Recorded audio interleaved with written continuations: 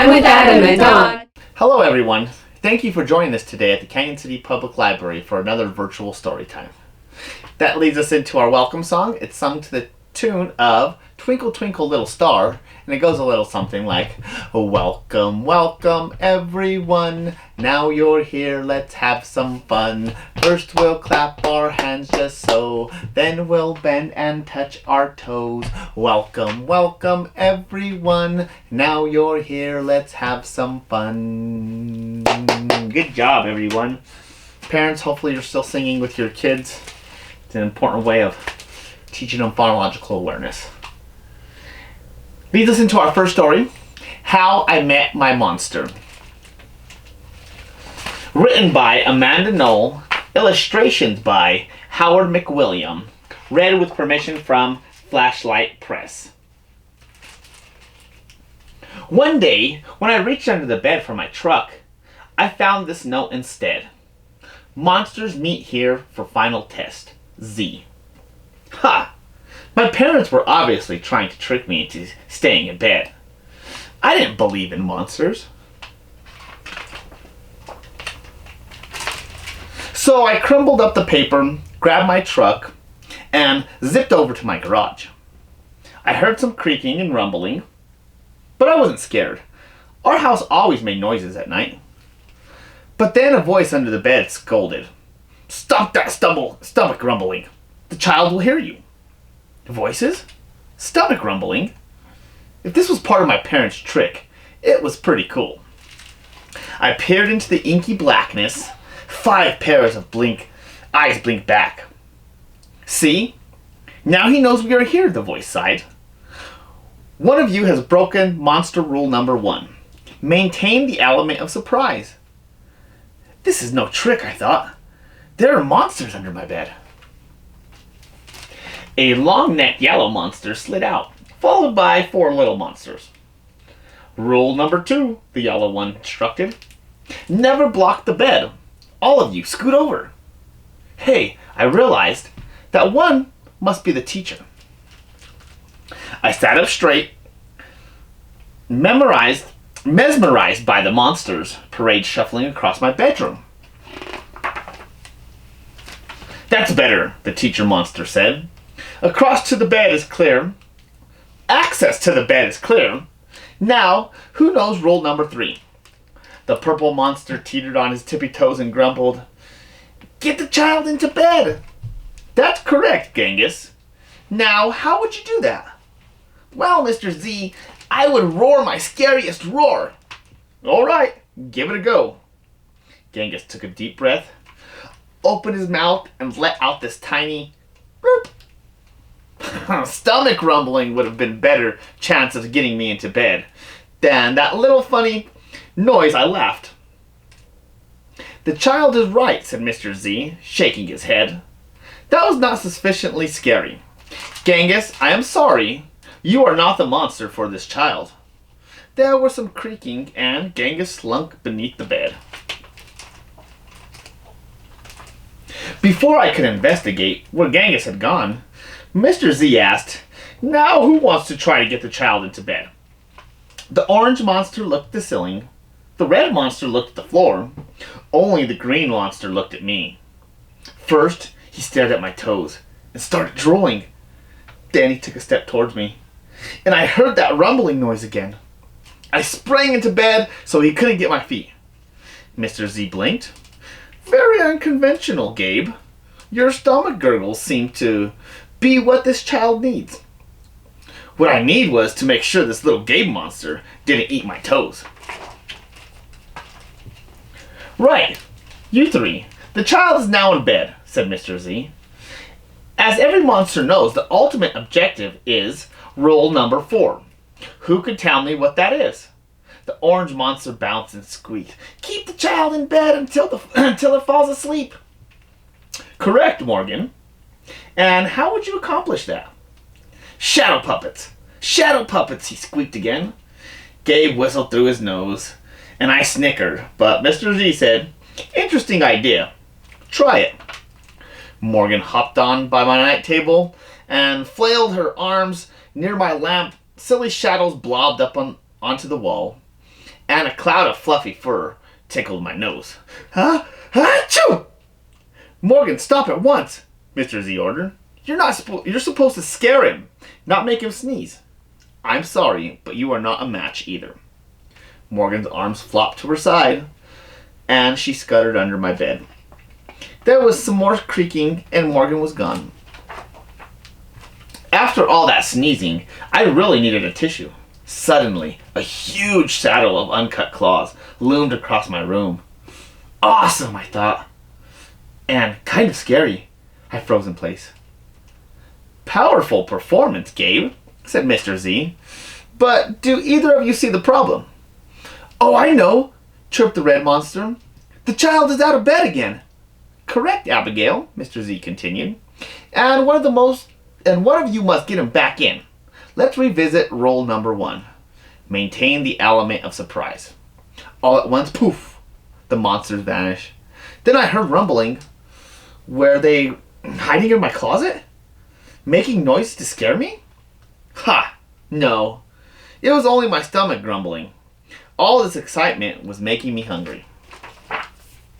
I tiptoed past the closet and peeked out the door. So far, so good. No monsters. Then I stepped over the squeaky stair and sneaked down to the kitchen.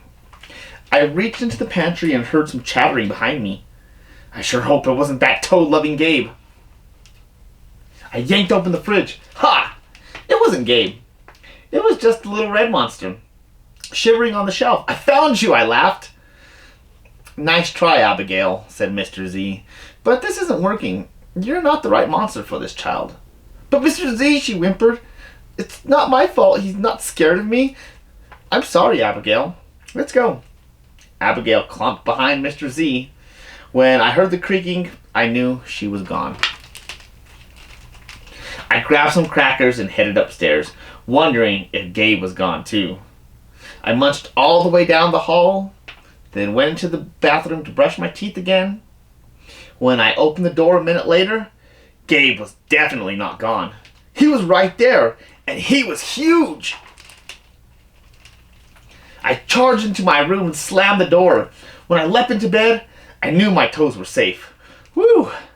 I was surprised to hear breathing under my bed. Ragged breathing and stomach rumbling. Hey, kid, Gabe growled. Good to see you. I pulled my covers up tight. Now, if you don't mind, I'm going to start the evening with some ominous puddle of drool. I peeked over the edge of the bed. Green ooze spread soundlessly from underneath. Then the bed quivered as Gabe unfurled his spiked tail. Wow, this looks quite promising, Mr. Z noted. When I heard more creaking, I knew Mr. Z was gone. I was alone with Gabe. Gabe loomed over my bed and began sharpening his uncut claws on my bedpost. How'd you get so big? I gasped. Rule number 5, my friend, he explained. People food makes monsters grow, so thanks for the crackers. You got any toes I can munch? I scrunched my feet so Gabe couldn't get them. This was way better than playing with trucks. No toes tonight, but you can have this, I offered, tossing a stuffed monster off the bed. Gabe dove for it. His soft, comforting snorts filled the room as he snuffled the toy. I shivered. Kid, I think this is the beginning of a beautiful friendship. No monster can scare me like you, I giggled. Gabe was the monster for me. His snorts and ooze were perfect. I yawned, then shivered again. I was asleep in no time. The end. How I Met My Monster. The 2020 census is still going on, so please visit 2020census.gov and make sure everybody in Fremont County is counted this year. Duck Rabbit, written by Amy Krause Rosenthal and Tom Lichtenheld, and read with permission by Chronicle Books. Hey, look, a duck. That's not a duck. That's a rabbit. Are you kidding me? It's totally a duck. It is for sure a rabbit. See? There's the bill. What are you talking about? Those are ears, silly. It's a duck, and he's about to eat a piece of bread. It's a rabbit, and he's about to eat a carrot. Wait, listen. Did you hear that? I heard duck sounds. Quack. That's funny. I distinctly heard rabbit sounds. Sniff, sniff. Now the duck is wading through the swamp. No, the rabbit's hiding in the grass. There. See? It's flying. Flying? It's hopping. Look, the duck is so hot, he is getting a drink. No, the rabbit is so hot he's cooling off his ears. Here, look at the duck through my binoculars.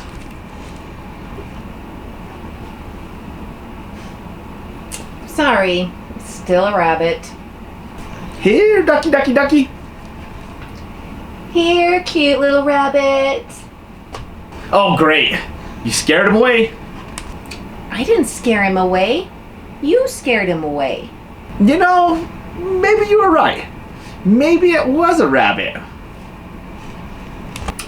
Thing is, now I'm actually thinking it was a duck. Well, anyway, now what do you want to do? I don't know. What do you want to do? Hey, look, an anteater.